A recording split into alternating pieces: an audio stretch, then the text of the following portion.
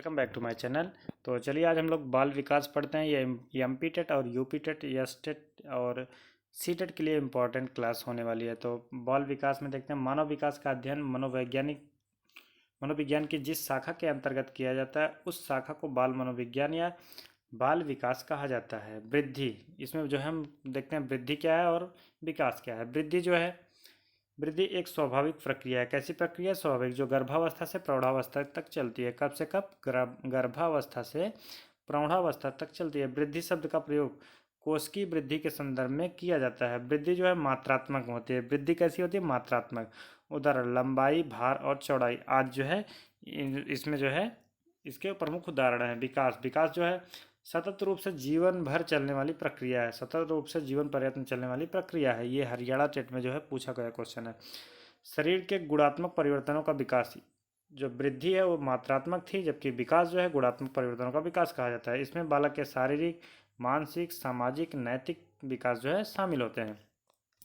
कुछ प्रमुख अंतर हैं वृद्धि और विकास में, तो उसके बारे में हम लोग पढ़ते हैं। वृद्धि, वृद्धि शारीरिक एवं व्यवहारिक परिवर्तन। वृद्धि में जो है क्या होता है? शारीरिक एवं व्यवहारिक परिवर्तन, जबकि विकास में शारीरिक, मानसिक, सामाजिक, व्यवहारिक, नैतिक, संवेगात्मक आदि सभी प्रकार के परिवर्तन होते हैं। नेक्स्ट हमारा दूसरा अंतर है मापन योग्य, यानी लंबाई, चौड़ाई, भार को जो है मापा जाता है। इसमें मापन योग्य नहीं होता, केवल अवलोकन योग्य होता है। विकास जो है केवल अवलोकन किया जाता है, उसको मापा नहीं जाता है। नेक्स्ट हमारा थर्ड है वृद्धि की प्रक्रिया जीवन प्रयत्न नहीं चलती है। बालक द्वारा परिपक्वता ग्रहण करने के साथ साथ यह समाप्त हो जाती है, जबकि विकास की प्रक्रिया जीवन प्रयत्न चलती रहती है। नेक्स्ट हमारा वृद्धि का अर्थ संकुचित होता है।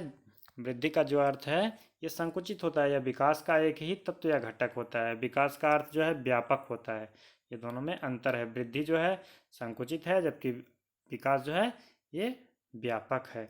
वृद्धि के फलस्वरूप होने वाले परिवर्तन अस्पष्टता दिखाई देते हैं। विकास के फलस्वरूप होने वाले परिवर्तन अस्पष्टता दिखाई नहीं देते हैं। तो आगे बढ़ते हैं हम लोग। छठा अंतर हमारा, वृद्धि में व्यक्तिगत भेद होते हैं। वृद्धि में जो है व्यक्तिगत भेद होते हैं। प्रत्येक बालक की वृद्धि समान नहीं होती है, जबकि विकास में समानता पाई जाती है, किंतु इसकी दर, सीमा आदि में अंतर होता है। विकास के सिद्धांत क्या हैं? वृद्धि तथा विकास के सिद्धांत। गैरिसन के अनुसार जब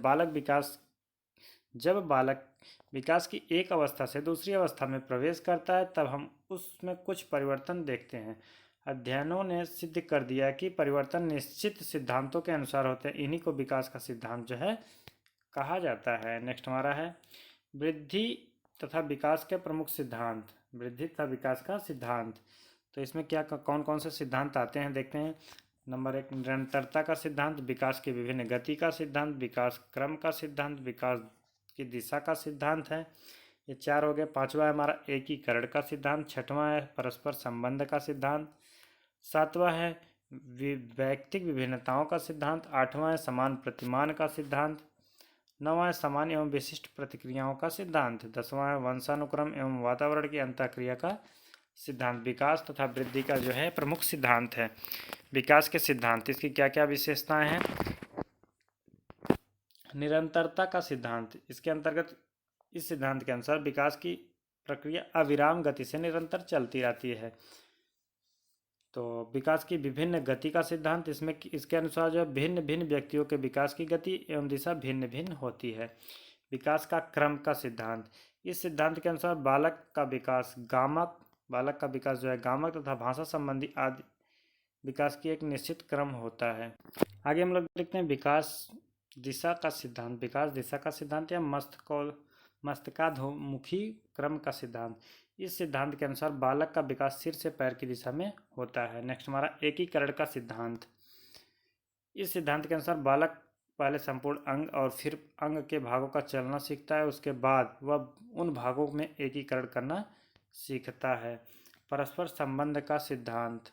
परस्पर संबंध का सिद्धांत, इस सिद्धांत के अनुसार बालक के शारीरिक, मानसिक, संवेगात्मक आदि पहलुओं के विकास में परस्पर संबंध होता है। वैयक्तिक विभिन्नताओं का सिद्धांत, इस सिद्धांत के अनुसार प्रत्येक बालक एवं बालिका के विकास में वैयक्तिक विभिन्नता होती है। समान प्रतिमान का सिद्धांत, इस सिद्धांत के अनुसार प्रत्येक जाति, चाहे वह पशु हो या मनुष्य, अपनी जाति के अनुरूप विकास के प्रतिमान का अनुसरण करती है। नेक्स्ट हमारा है 9वां सामान्य व विशिष्ट प्रतिक्रियाओं का सिद्धांत। इस सिद्धांत के अनुसार नवजात शिशु अपने शरीर के किसी एक अंग का संचालन करने से पूर्व अपने शरीर का संचालन करता है। सामान्य से विशिष्ट प्रतिक्रिया। नेक्स्ट हमारा वंशानुक्रम व वातावरण की अंतःक्रिया का सिद्धांत। इस सिद्धांत के अनुसार बालक का विकास वंशानुक्रम व वातावरण की अंतःक्रिया के परिणाम स्वरूप होता है। तो आज के लिए इतना ही। Thank you for watching.